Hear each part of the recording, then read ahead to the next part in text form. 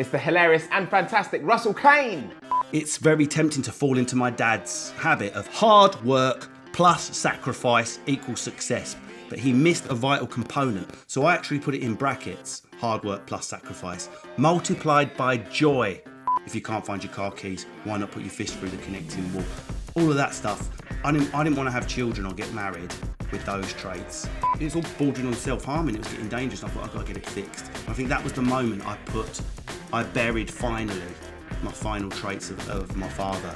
Are you both interested in having a baby that sleeps through the night at 12 weeks? If you don't care, fast forward this bit, don't listen to me. That problem's not going to go away. It's not going to magically resolve itself. You're going to end up in the spare room, knocking one out to pornography, and your relationship's going to go south. Is your baby happy and healthy? 100 million times more important than whether you stuck a nipple in its mouth for 3 years.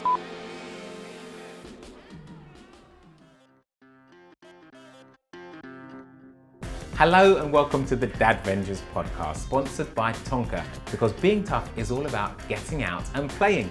My name's Nigel Clark and I'm founder of Dadvengers and host of this wonderful parenting podcast where we explore different aspects of parenting and hone in on the dad point of view. But it's not just about the dads. Mums, grandparents, carers, soon-to-be parents, we want you involved in the conversation too.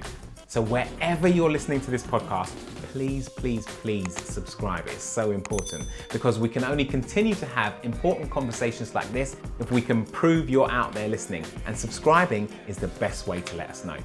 So let's talk, let's laugh, let's share the things we find difficult and become the type of dads we really want to be.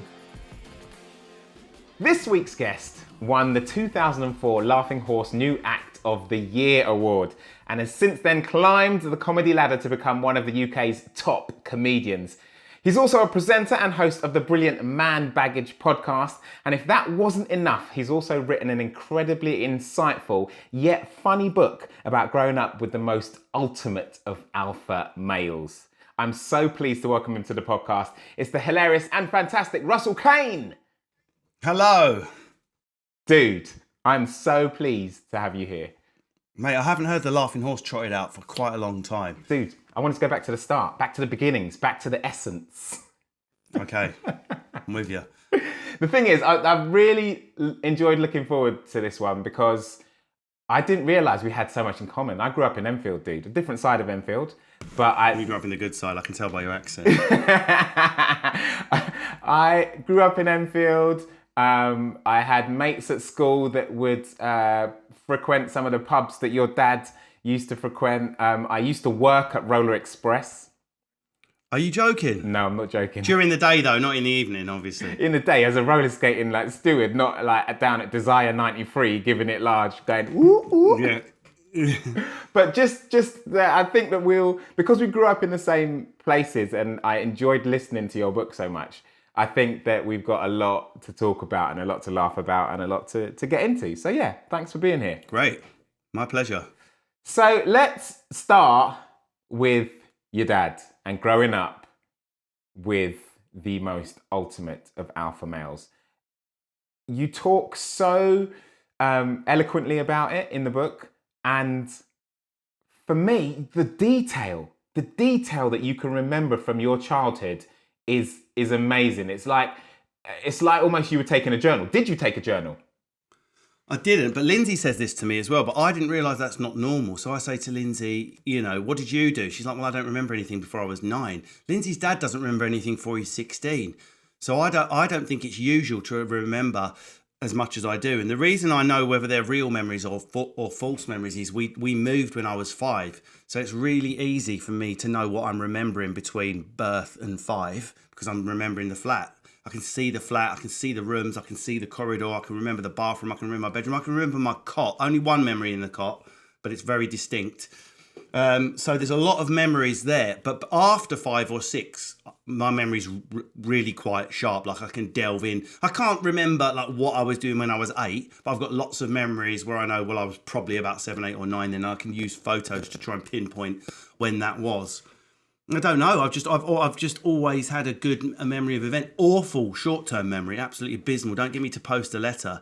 Don't get like, we could work together 100 times and then I would insult you by forgetting your name. But I would remember what you studied at university, where you lived, what food you like, what languages you speak, but then I would forget your name. So something's really obviously weird in my brain. When I was listening, I wondered whether you had such a sharp, acute memory of certain things because they affected you so much.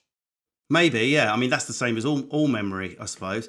I have noticed that the happier the person, the less memories they have. They're also, I don't mean to be horrible because we all want our kids to be happy, we want people to be happy, but there's a horrible link between people that had a happy childhood and growing up to be boring. Not always. There's plenty of people who had a happy childhood that grew up interesting. I can think of already a handful of like entrepreneurs and world leaders and artists who are really interesting and had brilliant childhoods. But a lot of people who have brilliant childhoods are quite beige in the end.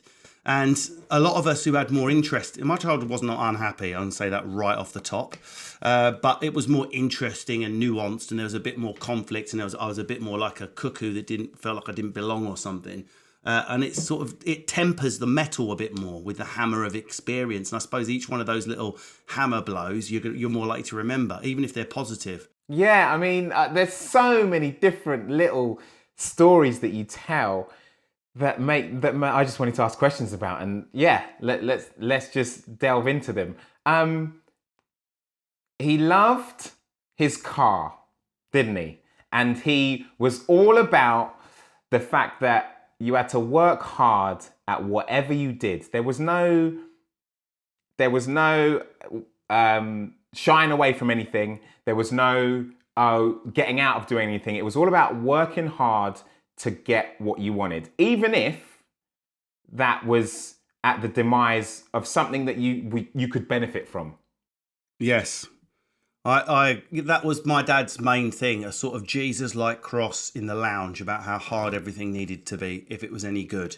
You must graft, you must work hard. Ideally, you must die from your hard work, and then everyone talks about how hard you worked after your death. So a sort of Christ-like, sort of Christian. It's weird because there's no Christianity in my family at all. My dad was sort of Jewish extraction way back, but there's no Christian extraction in my family, nothing. But very, very follows that Christian narrative of sacrifice, suffering and pain is what you give to the family to bring happiness and cleanse it of sin and all that. It's almost biblical, my dad's level of misery and self-sacrifice.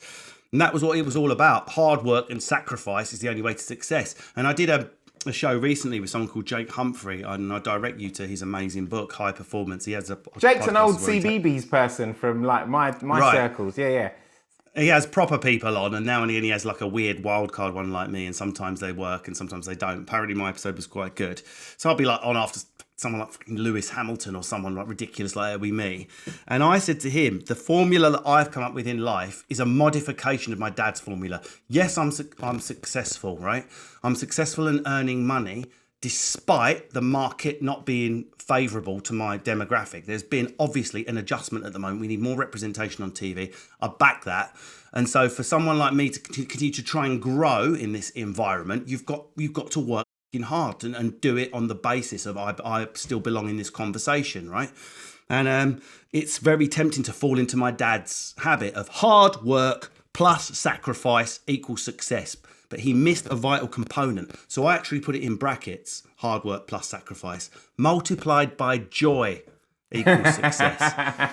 If you remove the joy component from your journey, you will end up rich and miserable or poor and miserable or trapped and miserable. Right. I guarantee it. My dad was a skilled manual labourer. He removed asbestos and insulation. He was on 40, 50 grand a year in the 90s or 80s. We were rich, what I would call upper working class. The man had nothing to be miserable about. Mercedes on the drive, 2 at the time healthy sons. My brother is very sick now, but 2 healthy sons. Swimming pool dug into the garden. I know, yes, dude, it was the story of the swimming pool. It's a former council house, yes, but get the chips off your shoulder, Dad.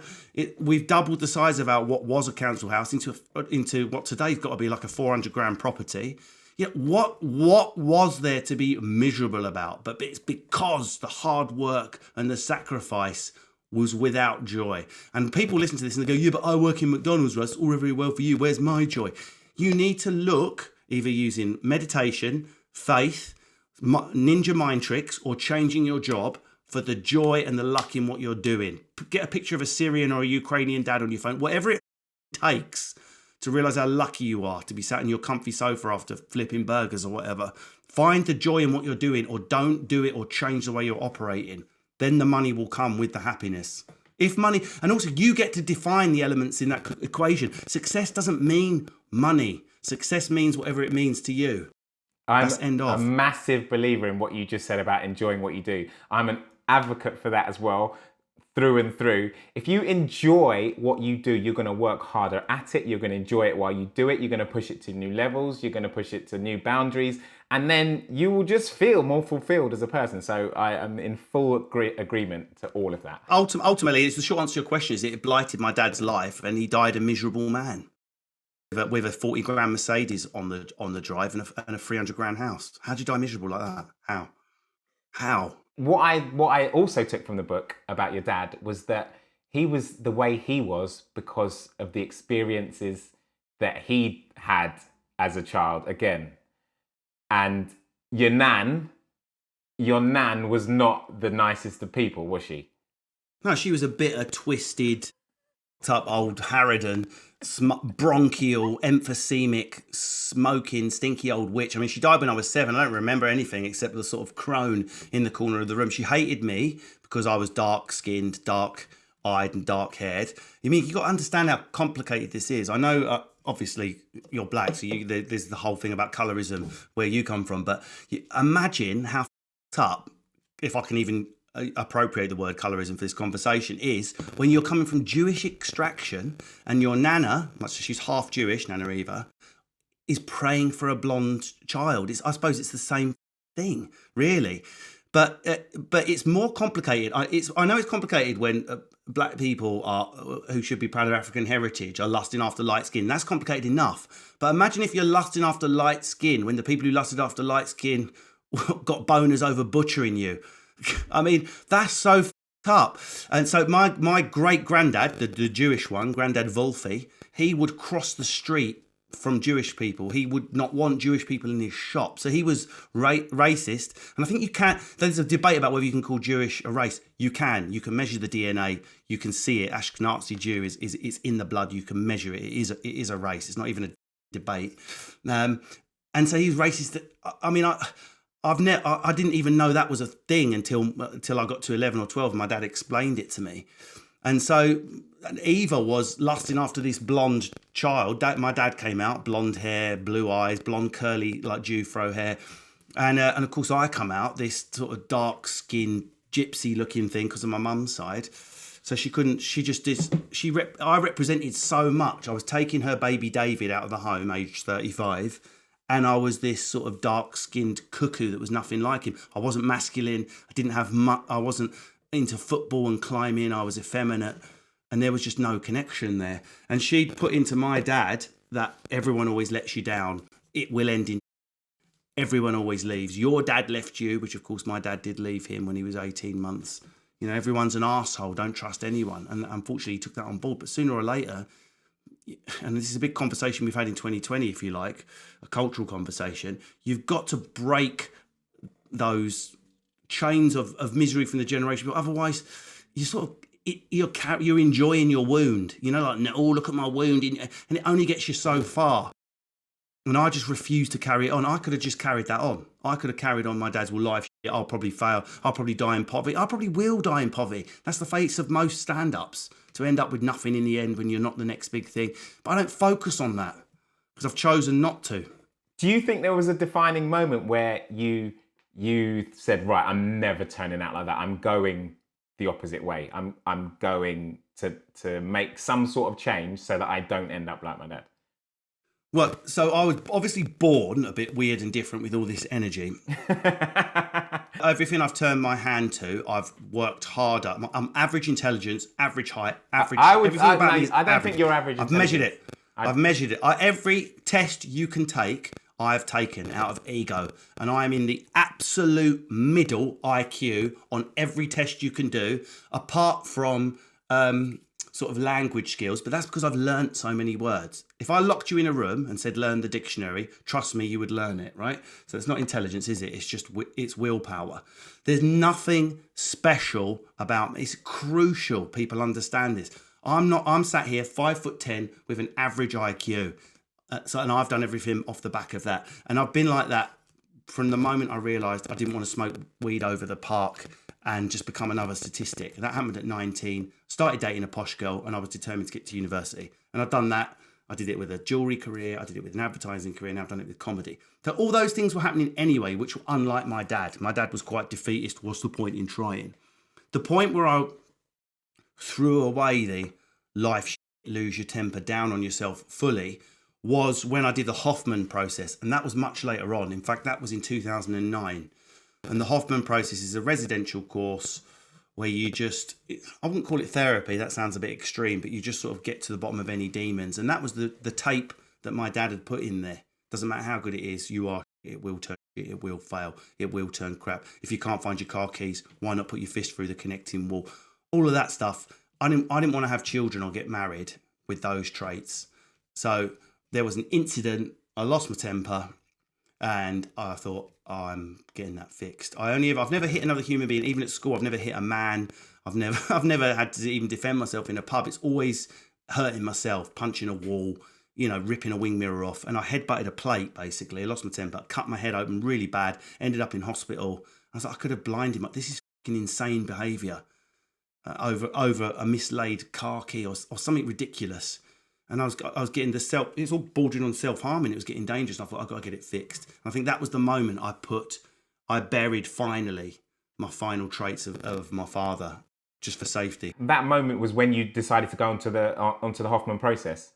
Yeah. I had stitches in this side of my head, got a scar up here. I'm lucky I got thick hair, so you can't see the scar. I had to go to Edinburgh with stitches in my head. I lied to everyone, pretending I passed out from exhaustion. I'd lied about these other marks on my arms, which are all like, being a dickhead and all that. And I just thought, this is getting ridiculous now. I'm a sort of battered husband and I'm being abused by myself and covering it up for everybody. In fact, when I ended up in casualty, I got taken into a room and the girl I was with at the time, she got interrogated because they were convinced, something was being done to me and I was covering up. Wow. I've got a couple quick questions about the Hoffman process. How long did you do it for? It's 8 days residential. Okay. You check in at the door. Yeah. You have to give your phone in. You're not allowed to exercise. They even specify, please don't masturbate. The reason is you're not allowed to do anything that distracts just from listening and talking. It's mostly group-based. Most people were what I call properly up. Antidepressant people, suicide survivors. Yeah. And there were people like me with like a middle-class problem, like an explosive temper they need to solve. And you're all thrown in, and I've never seen so many people change in a week. It's incredible. Unfortunately, there's an NDA, so I can't describe what takes place. The reason is, the surprise is part of the therapy. If I were to describe it, you wouldn't be able to do it because the shock of, you want me to do what today, is taken away because you would know what was coming. Wow. That's really, really, it's exciting and inspiring. And it throws into that whole men accepting therapy and wanting to change and that whole thing. So I want to touch on that while we're here. You went and did that on your own because you realized you got to a moment where you're like, no, this is silly. Men don't often, and I'm painting broad strokes here, men find it hard to get to that point. They will lie to themselves over and over and over and say, no, I'm all right, I'm fine. I'm one of the lads, I'll be all right, I'll be able to get through it. And getting them to that point is really, really difficult. And even when they get there, sometimes they still won't take any support. Was there no intervention from anyone to suggest that you do that? No, because the whole thing was hidden. The only person who knew about it was the girl I was with at the time. People would be, I'm such an unviolent person. Like I come from quite as you know, the rough side of Enfield. There was 2 doors down for weed, another door down for solid, trips 3 doors down, amphetamine, MD, everything you wanted. Yes, there was... Brims down, baby, brims down. Yeah, the gang thing wasn't as big as it was today, although I believe Enfield is literally as far as I understand, the stab capital of London now, unfortunately. Wow. So there was those rough elements. So I've grown up in that environment, getting high, going to pubs. I've never been in a pub fight.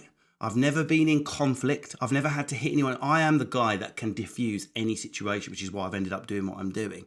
So I think people will be shocked. I've only just started talking about this year, by the way, to hear that I had a sort of violent trait in me where I can't imagine you slamming the door and being like, people can't imagine me taking that book off the shelf and ripping it in half in a temper. But that's the thing I've done before. And it's just whatever part of my brain that's supposed to regulate temper just wasn't trained properly. Now it might be I might have been born with it, but it's much more likely I've learned it from my dad, who would like. I would say so. From the stories you tell in the book, I would, yeah. Yeah, and never violent. And again, my dad never violent towards me. And obviously, only time I ever saw him violent towards people was in a professional capacity because he was a bouncer. But never violent towards people. Never would get out and like knock someone out in the street in an argument. You know, so I've learned not to hit people, but I've also haven't learned about emotional regulation properly. And so the only person there saying that's a bit weird was the poor girl who was tolerating me. And you know, I don't think she said you need to seek help. She was just like, "You're mental, what's wrong with you?" type thing. And it was me. You've got to get to a point where you are ready to make change. It doesn't matter whether it's giving up cigarettes, watching too much porn, not ready to commit, cheating on your missus, whatever it is. It doesn't matter if your mates step in with behavioural change. You've got to be ready to make the change. With protective, it's important your mates step in if there's an acute risk of suicide or depression. Yeah. But if I'm a smoker, my mate stepping in is probably going to make me smoke more, you know. And it was habitual, this temper regulation, and it was hidden. Like a lot of depression and behavioural traits in men, it's so hidden. I got things on my arms. I used to keep house rabbits, and I used to just say, "Oh, that's the rabbits. You know, you can't train them." Then it's not from rabbits. It's from me, like punching something in a temper, like a laptop or a telly or something. It's crazy. Did you discover anything when you were on the Hoffman process that surprised you, or did you know deep down it was there already and it was like, okay, right, we've got to deal with this now? What surprised me was that it worked. I'm so skeptical. Like, therapy works a bit, and then you have to come out and you have to work at it. I have bad days and I have good days, but ultimately my therapist got me over depression. That is 99.9% of people I speak to. Mine went in with stitches healing in my head after Edinburgh, having periodically, say once a month, once every 2 months, at some weird temper thing, not within the normal realm, where I end up with blood trickling down me since I was about 14. It's now 2009. I'm 34 years old. 8 days later, I've never had a single incident ever again, not even close, not even nothing, not a temptation. Yes, I've got the normal idiot bloke stuff. I'm quite capable of slamming a door or shouting, "F off up the stairs," normal working class man stuff. It doesn't need fixing. Don't beat yourself up, lads. But I've not done any weird psycho, pick up a pencil, see what it feels like to stab it in my arm type behaviour. Never again. Never. Literally not once. That's amazing. It's like miracle cure. That was the most surprising thing. Now, what they do is, this isn't spoiling it, they take away all the outer layers of your adulthood and they get back to like the 8-year-old moment. Some of it's a bit American-y and weird, but I'm so resistant to that if it works for me, it'll work for you. And they just get back to those tapes when they were put in. You've got tapes installed in you, like recordings, MP3 files. Your life, it will go. If it doesn't, get off. Yeah, that's what was running inside me. They were running there, put in by my old man. I just took them out. And that was the end of that. Wow. What I think men listening to this might find really attractive about that process is that it doesn't seem like it's an ongoing process. A lot of therapy that you'll go to or you hear about, you hear about years and years. You know, you've got to unpick this and go at it for a long time. I would say it's analogous to chemo. It's hot, it's intense, you're in, you're out, you're sick when you're there, and then if it works, you're cured. Not slightly cured. You're cured. But are you over cured? You come out with tools, just like you would after cancer treatment. You need to do physio, you need to work. You come out with your little pamphlet with your little Hoffman daily check-ins you can do. Obviously, there's work you can do on your own, but there is no Hoffman Part 2. They don't offer it. Every couple of months, maybe, I'll get a letter sent to me from someone that's done it, thanking me for recommending it. We are so happy to have Tonka as our sponsor this series. Basic Fun's Tonka collection is packed full of fun vehicles for kids who want to get out and get tough with their toys. So dads, you've got no excuse. Grab that mighty steel classic truck. It's time to head to the sandpit for some tough play. So from listening to the book, it sounds like you've spoken to your mum about growing up and the way your dad was. What did she think about the whole situation? So my mum was useful as a sounding board, helping me to remember stories, but I don't take it too far with her, otherwise it descends into, what do you want to do? Get a time machine and pick a better man to mate with type thing, which I don't want to make her feel guilty for having me, which is that's the only place the conversation can end up, because you've got to remember, I was never abused, I was never hit, I never went hungry. We went on a nice, from when I was 11, foreign holiday a year. We lived in a nice house. So my mum's done nothing wrong by standing by my old man. There was no bad things happening. We were just different people. That's all that went wrong with mine and my dad's relationship. He came from a very tough, ultra masculine world. Expect the worst. It will be the worst. Be ready for the worst. So we just weren't compatible as human beings. That is no one's fault, My mum was was young when she had me, not as young as my nan, who was 16 when she had my mum. So it's not, you didn't really have time. You get into your mid-30s, if you have kids in your 30s, you really think about you look at that woman different. Like if I think about the girls I was dating in the 20s, I was probably attracted to the slightly f***ed up ones whose dad went away, because they were normally quite good in the sack, normally. And then you get into your 30s and you think, it's more attractive when you see a girl and she's with a mum and dad that didn't divorce, and her dad's really gentle and kind, and they're engaged in hobbies, and you think, she's probably not going to be a nutter when she drinks white wine. And that becomes more, and of course it's true. And so I just think there wasn't time for my mum to evaluate my old man on that level, because she was so young herself. Yeah, and it's one of the things that you talk about as well, people having children young in the circles that you were around, and how you didn't want that to be you. When I was in my first relationships, like 16, 17, I was sort of, oh my God, I want to have kids with this person. If I could just we just need to get to 25. 25 was when I want to have children sort of thing. Because that was, you got to remember, to me, that was older. So my cousins, male and female, will all start having their first children around 16 and 17. At least 5 or 6 of them had done that, as did all my aunts and uncles, including my mum, although my mum waited to the grand old age of 20 to have me. But once I got past that initial chaotic late teenage relationship and started to see a world out there with university, and I saw mountains in the distance, I suddenly realised, let's get my nest feathered first. Let's get it properly feathered. I don't want to take it too far and be like a creepy 70-year-old dad or anything. I thought if I just roughly follow the biology of a woman, then it's it's fair then. So a woman can still have babies until she's in her mid-40s, a lot of women, and certainly by 40. So I thought, as long as I've had my babies by the time I'm 41, 42, let's just go for it.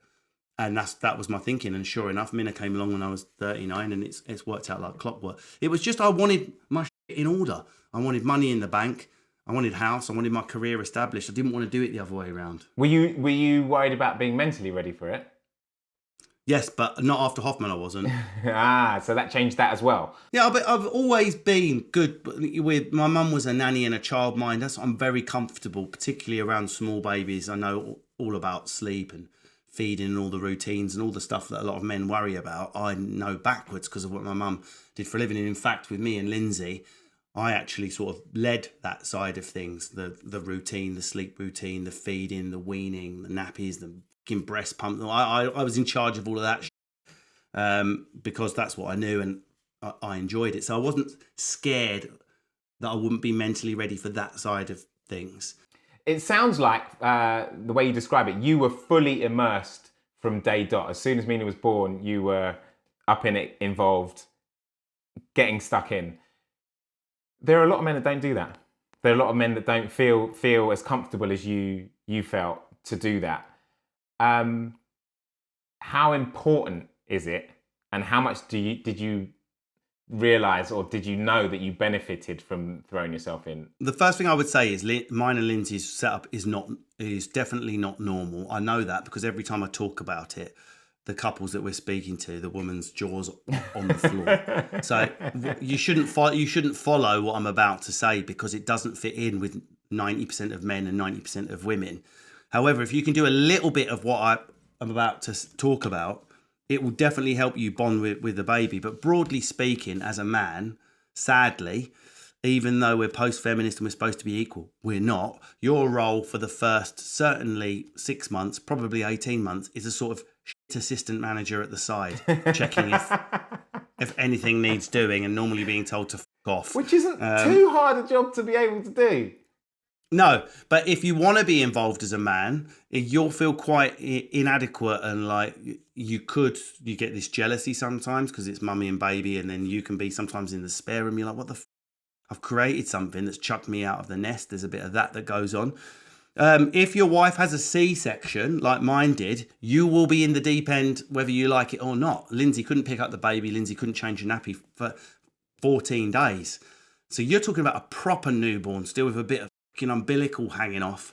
And you're doing everything. You're lowering it into the bath for the first time. Lindsay couldn't even have a bath for 10 days because she couldn't get the stitches wet. She could only like stand up around a sink and she needed her mum to help her wash. So I was in at the deep end anyway, mechanically. But there's no reason why you shouldn't be. The problem is a lot of women go into this sort of animal mode where they don't want that. And you're just going to just have to fucking respect that. It's as simple as that. I mean, from the moment Minna came out, she had to be born C-section because she was the wrong way round. That's why she had to come out C-section. The midwife brought this baby out. It was all going off. I had like adrenaline rather than emotion. It was more like... and a lot of men have said this. I thought I was going to have my baby crying. I didn't get that at all. None of that till Minna was about maybe 18 months. She started to say "Daddy" the first time, and then my heart just got flushed down the toilet. But it was more like, you know, when you're in a car accident, or one of your mates has been in a fight, or you're waiting for an ambulance, or your mate's passed out. You're in but you're the one solving it. You've got like an adrenaline, and you're on it, and you're taking care of everyone. It was more like that sort of buzz. That's the mode I was in. And they took the baby out and they went to lay it on Lindsay's chest and they went, "Do you want to hold the baby?" She went, "Absolutely, absolutely not." She went, "Do you mind stitching my guts up first, please?" And so that's it. Literally from the first 30 seconds, I've got Lindsay's off her tits on all these drugs and she's obviously open at the abdomen. It was me. So I'm literally instructed to take my top off by the nurses and you have to put the baby on your chest for warmth. But it wasn't just a wonky dad joining in thing. I had to do it, otherwise Minna wouldn't have had a human heartbeat against hers, which is a way to start your life. So that's me outdoors on the maternity ward on my own for a good 40 minutes with this baby. That was fucking amazing. I'm not going to lie to you. I felt the absolute bollocks. I felt so important, and I don't know how many men get to the first cuddle with a child. It's got to be less than 1%. Goes to the mum, lays on the mum's boob. Even if she's unconscious, they lay it on the mum's boob. Yeah. So I felt so privileged. And Lindsay, to be fair to her, like there's all forms of feminism, and she is a fucking small F. She hates the word feminism. She'd rather just live life equal without labels. And I am equal to her in all departments. And she was like, "It's your child. There you go, 50-50. And that's the way it's been from the beginning. But as much as I can, obviously, when I'm on the road with stand-up, it falls to her more. But with the sleep and the food and the nappies, I was on it, mate. I was on it like a professor. I've got a little book. I don't know where it is. Maybe it's upstairs. Where I was tracking for the first 2 days Minna's natural bowel movements and feeding urges, looking for patterns. Wow, because dude, I knew that's serious. Yeah, but listen, any men listening to this, listen to me. If you can follow those patterns for the first 7 days, don't do anything. You're not supposed to have a life. Feed the baby when it cries. Don't go to sleep. Have a ghost zombie existence for 7 days. Yeah. You have to. But once that baby is back up to its birth weight, because babies drop weight in the first 24 hours, once it's back to its birth weight, look at your little book with all the things that's naturally happening in there are the clues to getting your baby through the night sleep-wise in 12 weeks. I love all this. The clues are there. They're there. But no one follows them. Everyone would rather stay up all night, have a baby in the bed. Some of my mates have still got the kid in the bed at 8-9 years old. "Oh, mummy, I want my mummy." Well, it's still a baby at 7, isn't it? And my daughter is 7. I still carry her to sleep, and you know she's still a baby. So they still want to sleep in the bed with you. But newsflash, your marriage will not make it. Sort it out. Work together. Together. Don't work against each other. What is your wife comfortable with? How far is she willing to go letting you help? How far are you willing to go helping her? And are you both interested in having a baby that sleeps through the night at 12 weeks? If you don't care, fast forward this bit. Don't listen to me. I'm not right. You're not right. Me for even saying it.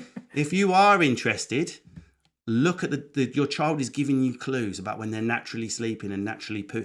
Help them to nudge that towards the right portion of the day, so you and your missus are back to having a bit of dinner, watching a film and having a sex life again within 3 months.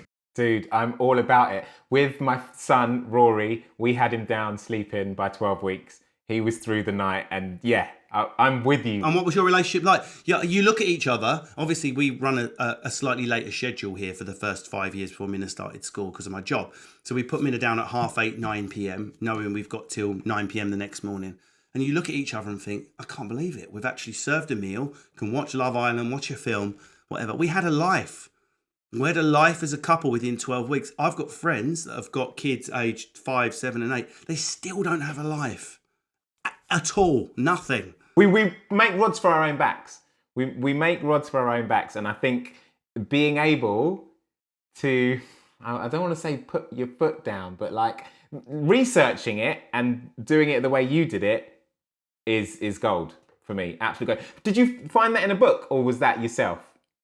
So the number one step, if you're pregnant now, right? We are actually pregnant. We're getting ready to have a baby in November. No, but you're already bossing it, so you're gonna be fine. But make these agreements before the baby's born, before the emotions and the chaos and the tiredness kick in. Because if your wife is, well, I'm sorry, I do want the baby hanging off my boot. I do want my child close to me. I do want my child in the bed sleeping with me till I'm 18 months. Have those conversations now and work out how you can make that work as a couple. Because if you as a man are thinking, I don't want that baby in my bed, that problem's not going to go away.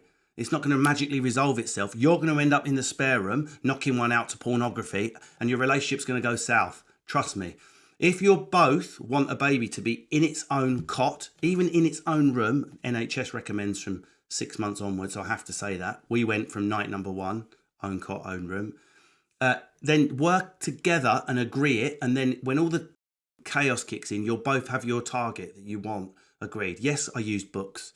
There's hundreds of resources out there for getting a baby to sleep through the night, but there's also hundreds of resources if you want to be baby led and have the baby in the bed. One is not right, one is not wrong. It's only wrong when two members of the couple are on a different page, because the worst thing I think you can do for a baby is not give it formula milk, not put it in its own bed or put it in the bed, is for the mum and dad not to be tight, loved up and solid. If you want the number one statistic that will lead to a fucked up teenager, it's a mum and dad that weren't functioning. Not whether it sucked a tit or a bottle. Trust me. Gold. Absolute gold there. Total It's gold. true though. It is. Everyone's like, I formula fed my baby, I'm a failure. You're not a failure, darling. If you don't want to breastfeed, fuck what everyone else thinks. Are you and your husband functioning tight? Is your baby happy and healthy? 100 million times more important than whether you stuck a nipple in its mouth for 3 years. Yeah, I'm with you, mate. With you all the way. I want to know about your relationship with Minna. How is it? What, you describe yourself as, and you describe her as your little buddy. Is that right? Yeah, I am dad, but we're also just speak the same language. It's the only way I could describe it. I mean, it's weird because in life, normally when someone's similar to you, you see it with sisters or with parents and childs or with friends. You know, like in a friendship group, when someone's like you can tend to clash with them a bit. But for whatever reason, I can't explain it to you in logical terms. Me and Minna are so similar. I mean, they say it's 80% nurture and 20% genetics, but this baby came out like performing, doing impressions. She can do any accent already at 6. She's complicated. She's got too much energy and ideas for her intellect because she's only small. She struggles in the way I struggled at school. She excels in the way I excelled. And I just understand the rhythm of her challenges. She's so interesting as a child, shall we say, that we're definitely only having one. That's, once I met Minna, that's it, we're done. So I find it slightly easier than Lindsay, I would say, because I'm able not to react. If Minna speaks to me like accidentally, I don't want to do it, take my dinner, I can approach that parenting moment without lava coming up inside me. Yeah, once lava comes up, it's hard to not be the parent that loses the battle or makes the situation worse. I really like the fact that you use your understanding of the way you went through stuff or experienced stuff, and you can see that in your daughter, and then you use that to make her go at it or her experience of it better, or just you're able to talk about it, or you're able to say, oh, I know what you're feeling, Minna. Yeah. So me and Lindsay, we don't agree. We don't necessarily agree. So if Minna's like, I don't want that toy, it's rabbit, like ungrateful in front of the person who's given it, like real arsehole, sort of Roald Dahl level of horrible behaviour. My approach is calm. Minna, I can see why you've done that. I empathise. I can imagine being 6 and me doing that, but let me tell you why that is wrong and why you need to go and apologise. That's my approach. Whereas Lindsay, in fact, we had a discussion about this the other night, quite a heated one. She would rather I was a bit more, stop it now, a bit more alpha. I do some of that, but I pepper it throughout the week. It's not my default, and I don't find it doesn't come naturally to me. And that's probably where I'm kicking against how my dad was, maybe. I don't know. And I've got to improve. I also a really bad habit where Lindsay will say, Russell, it's 2 minutes in the bath. You need to tell her. She needs to get out. And I'll come in and go, so Mummy said, and I'm like, fuck, I've just stitched Lindsay up there. Rather than coming in and saying 2 minutes out. So I'm sort of subcontracting the bad guy stuff to Lindsay. And that is a thing to do. And I'm not doing it on purpose, but that's a bit of cowardice and wanting to be liked by my little buddy on my part. I've got to work on that, and I'm working harder on it. That's good, man. That's good. You threw something up into my mind there after you said about Minna and the gift and not being appreciative of the gift. It made me think of in your book when your dad wasn't appreciative of a gift and when your nan wasn't appreciative of a gift as well. And it makes me think about whether there are traits that we don't even realize that are genetic, that just run through us in a way that we have no idea about. There's a thing at the moment. I don't think that's a controversial thing to say, what you've said. Who knows? Is there a gene for empathy? Yes, there is. And part of when you receive a gift is having enough empathy to make sure the other person's feelings aren't hurt as you open it. And that's something that grows as you get older. A 6-year-old doesn't have that part of their brain yet. But will Minnas grow as less capacious as someone with more empathy? If it's genetic, yes. I think what's more controversial, and I don't buy into what I'm about to say, is epigenetic theory. And epigenetic theory says that Minna's granddad on Lindsay's side, Lindsay's granddad, Ukrainian, he just passed away last year, sadly. Thank God he's not seen all this stuff in the news. He went through the first Ukrainian in the 40s. He was 94, so up, whole family slaughtered in front of him, blah, blah, blah. Now, some epigeneticists believe that the pain of what Andrea Snitchny experienced can be passed down in the genes so that my daughter can grow up with an oppressed Ukrainian chip on her shoulder. I think shit like that is dangerous, personally.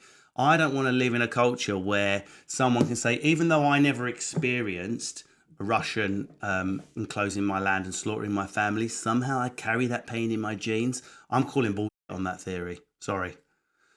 And even if it is real, f*** you for even going with it. Don't give in to that. It's bad enough. It's bad enough that Minna's ancestors went through that slaughter and that famine, or other people's ancestors might have gone through whatever, slavery or whatever.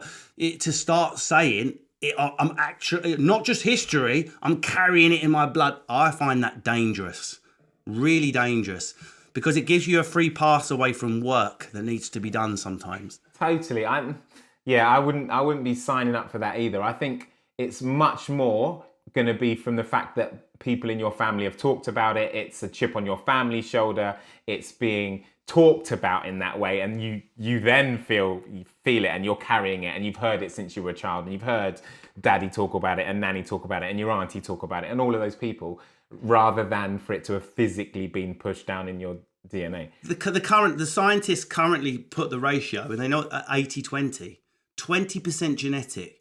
So I think we've got way too hung up in the past, saying, well, your dad was miserable, you're going to be... It's just not true, and we've got to stop saying it to kids. I see parents are doing it by accident.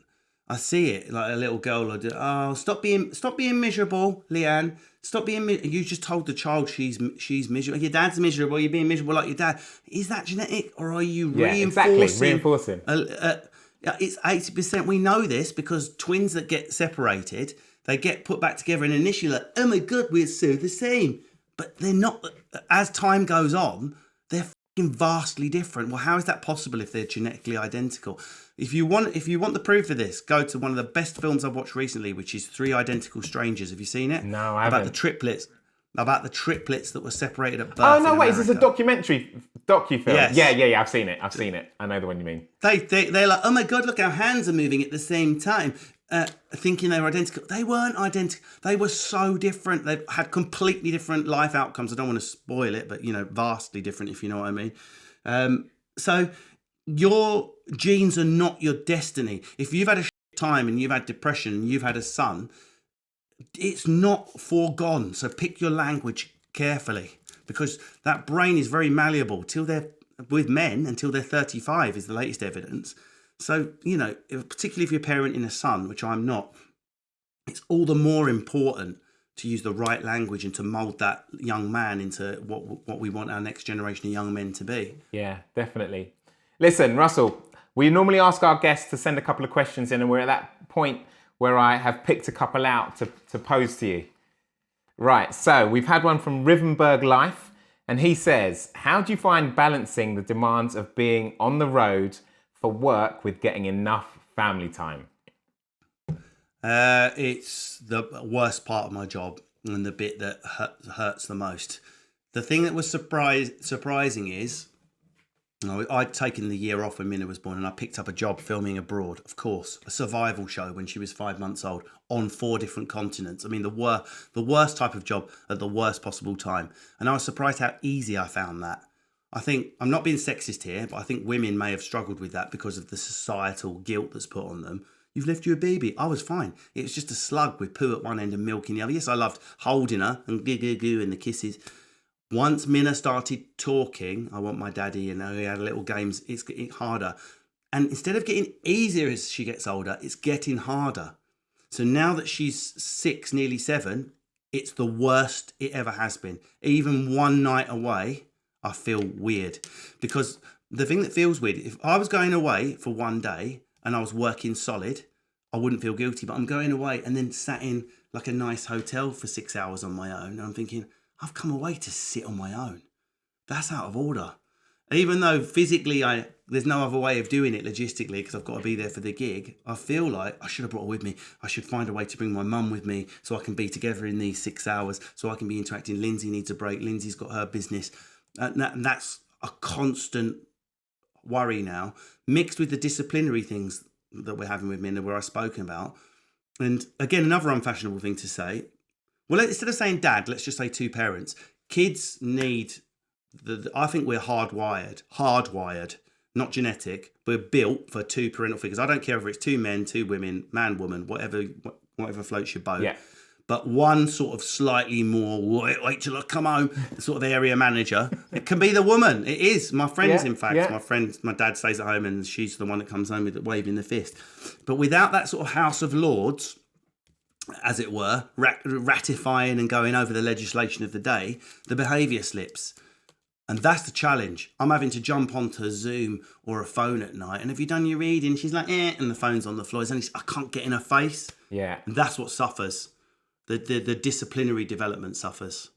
I get it's fucking hard, man. But I wouldn't change my job. It brings me so much joy that it's worth the work and sacrifice. My equation is balanced. Happy dad's better dad.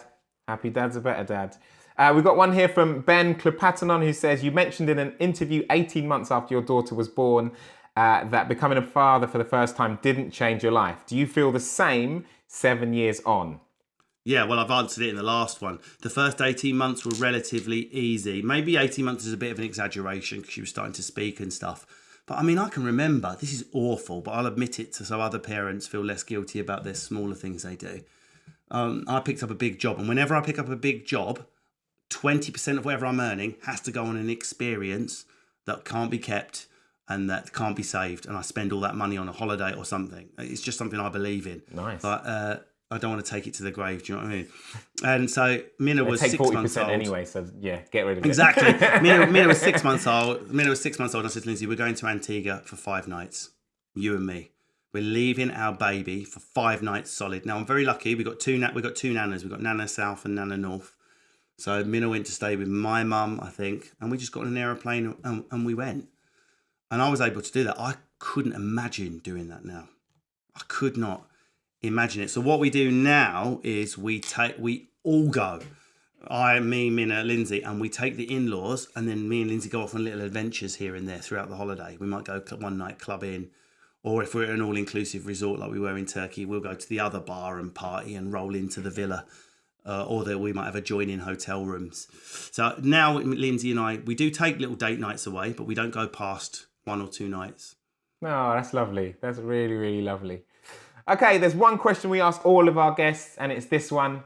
If you could have a dad superpower, what would it be and why? I think it would be able to, just see into the future by 5 seconds when a temper's going to boil over. You see some of the X-Men that can just go and come back to the present moment. So, because if I could get in there, but once a 0 to 8 year old has bubbled over, you've lost an hour or two. There's red eyes. The dinner's ruined. Yeah. So if you could just get a little alert that goes beep, beep, beep, beep, beep, and get like a flash. In a minute, she's going to drop her dolly's head, or she's going to speak rudely to Lindsay, and Lindsay's going to snap back. You could go, Lindsay, in a moment, Minna's going to speak to you rudely. Don't speak. I'm going to handle it back into the seat. Imagine that like a pre-police of a meltdown. That's like a Minority Report of dads.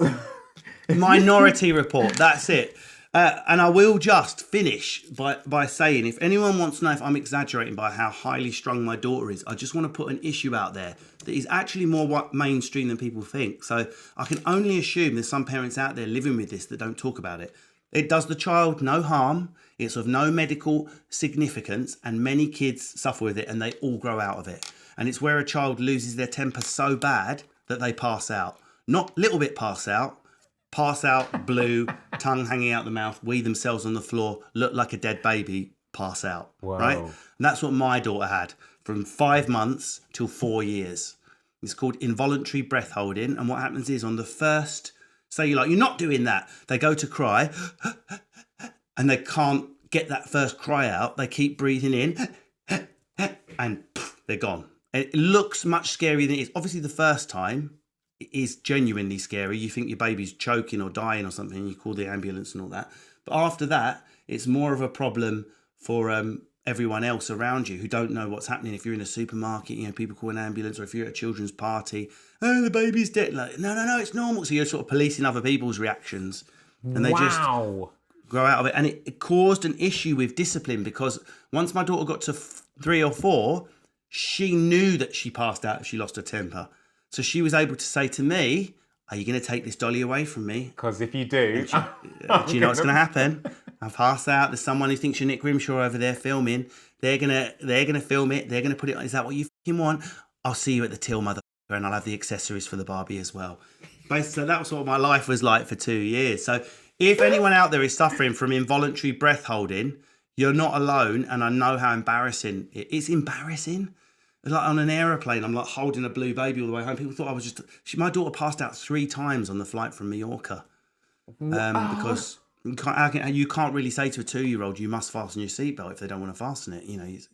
So I just had to go limp like that. And they just grow out of it. I mean, so if you want to know about disciplinary challenge, involuntary breath holding is about as far as it can go. This sounds like the most amazingly funny parenting film ever. Honestly, it's crazy. And so many people are shocked. But I went to go to the doctors. Oh, yeah, involuntary breath holding. We see about 3 a week. It's nothing. She'll grow out of it. You can't even get referred to a consultant. It's so normal. Wow. Listen, Russell, thank you so much for coming and joining us on this podcast. What have you got coming up? Have you got anything that you want to tell the folks about? Oh, I wish I could. I've just had an amazing news about a big 8-parter, so look out for that. Let's just say there's big news to come in 8-part form somewhere on some subject, on some type of thing. That's coming up, hopefully filming later in the year. I'm always working on a scripted project, which never happens. So I'm currently working on a scripted project, which will probably never happen. Summer break at the moment, but obviously look out for me. Channel 4 daytime. I'm on Steph's Pack Lunch helping to host that. I do comedy on there, all kinds of interviews and chats, and most importantly the tour that is on the road until spring next year. Yes, this leg is sold out, but I've just added a load of autumn dates, and due to the cost of living crisis, tickets are available. There you go. Absolutely amazing. And I'm going to add to that, if you haven't, and if you got Audible, go and listen to your book, Son of a Silverback, because I had a great time. Literally, I'd get to a school drop-off or a gymnastics drop-off, drop the kid off, get him out the car, bosh, on it would go again. And I had a good old laugh. And I think it resonated even more with me because I knew the places you were talking about. So yeah, definitely worth it. It's like 7 hours of stand-up, but it's in fact, it's not my life. It runs from 1941 to 2003. So it tells all of my life up until I started stand-up, but it actually tells the life of Dave, my dad, and it uses that prism to talk about masculinity, class, race is in there a lot. You'd be surprised how much generic white guy can have been affected so much by race. So have a read, see what you think. You've just reminded me of one of the things that in the book, and it was when your dad turned up at the club and someone else was wearing the same shirt as him. And he drove around the corner, dude. I'm not going to spoil it for the folks, but yeah, I was like, whoa. That was when and my mum continued dating him after that. Women, man. You've only got to switch on Love Island to know that women love a psycho. Dude, have a great rest of your day. All right, thank you. Take it easy, dude. Goodbye. See you later. Woo! An hour with Russell Kane, and I could have easily done another hour or two. We got through so much, but really tackled some really, really important and deep things. We might have to get him on again. So there you go, another episode done. But what did you think of it? We would love to know. Leave us a review or a comment on Apple Podcasts or on social media about this episode or the series as a whole. And don't forget, if you want to be first to hear brand new episodes, make sure you subscribe via your preferred podcast platform. To find out more about Dadvengers, make sure you head to our website, dadvengers.com, where there is information about our live chats, our dad walks, our blog posts, and more. We'll see you soon.